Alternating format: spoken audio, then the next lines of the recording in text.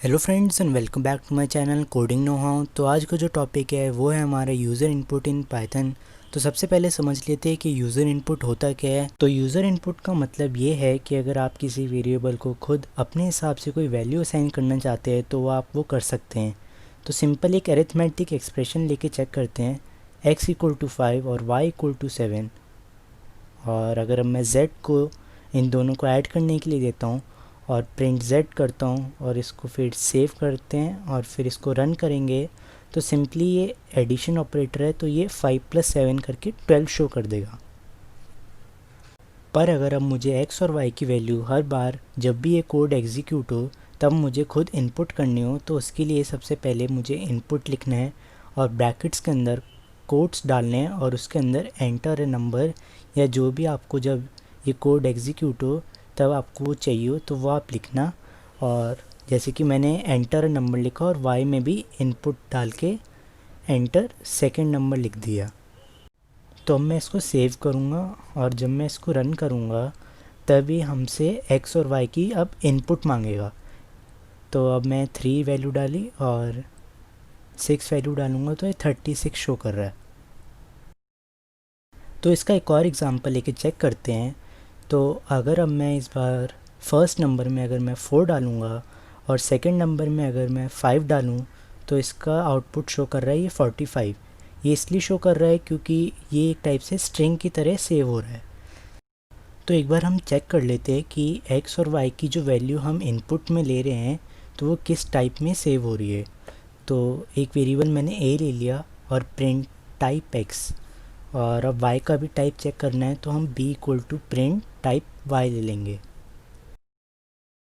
तो अगर अब मैं इसको सेव करता हूँ और रन करूँगा और जब मैं फर्स्ट नंबर में 2 वैल्यू डालूँगा तो ये अब इसने क्लास हमें शो कर दी कि ये स्ट्रिंग है। और अगर अब मैं सेकंड नंबर डाल रहा हूँ 4 तो ये भी स्ट्रिंग है। तो स्ट्रिंग जैसे कि मैंने पिछली वीडियोस में आपको बताया कि स्ट्रिंग कैसे ऐड होती है, तो वो इसलिए 2 4 हो गया। और अगर आपने वो वाली वीडियो नहीं देखी है तो आई बटन पे क्लिक करके आप वो देख सकते हैं। पर अगर अब हम चाहते हैं कि इनपुट वैल्यू इंटीजर्स में रहे तो हम उसके अंदर इंट डाल देंगे और ब्रैकेट्स ओपन करके क्लोज कर देंगे। और इस बार अगर अब मैं सेव करके रन करता हूँ और वैल्यू फर्स्ट नंबर में अगर मैं 5 डालता हूँ तो अब हमारी क्लास चेंज हो चुकी है, अब वो इंटीजर बन चुका है। और अगर अब मैं सेकंड नंबर की वैल्यू 7 डालता हूँ तो उसकी क्लास भी चेंज होकर इंटीजर बन गई है और ये सिंपली अब एडिशन की तरह काम कर रहा है। तो नेक्स्ट पॉइंट जो है वो है हमारा, अगर हम किसी स्ट्रिंग की कोई भी इंडेक्स वैल्यू प्रिंट करना चाहते हैं तो वो हम कैसे करेंगे।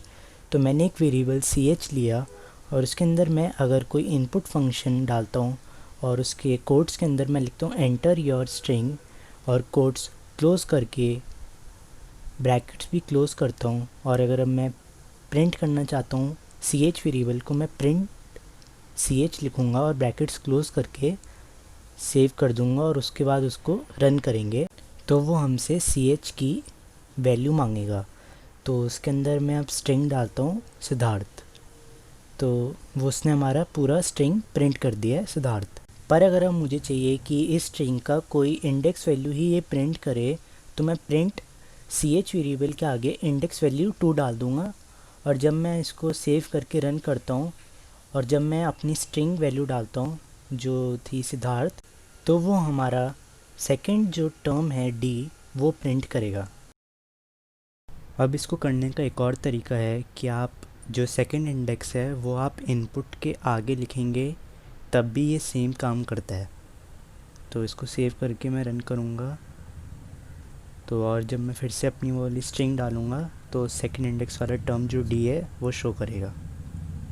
अब हमारा लास्ट पॉइंट इनपुट फंक्शन के अंदर है कि अगर आप किसी एक्सप्रेशन को किसी वेरिएबल के अंदर इनपुट देना चाहते हैं तो आप वो कैसे देंगे। तो चेक करते हैं कि सिंपली अगर हम इनपुट देते हैं और उसके अंदर कोई अरिथमेटिक एक्सप्रेशन डालेंगे तो क्या वो उसका आउटपुट हमें प्रोवाइड करेगा।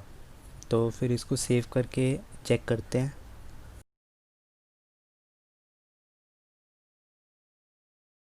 तो अब हम इसमें एक एक्सप्रेशन डाल के चेक करते हैं। तो मैंने 6 - 3 + 5 डाल के अगर मैं इसको एंटर दबा रहा हूँ तो इसका ये सिर्फ एक्सप्रेशन ही प्रिंट करके दे रहा है, ये एक्सप्रेशन को इवैल्यूएट करके नहीं प्रिंट कर रहा है।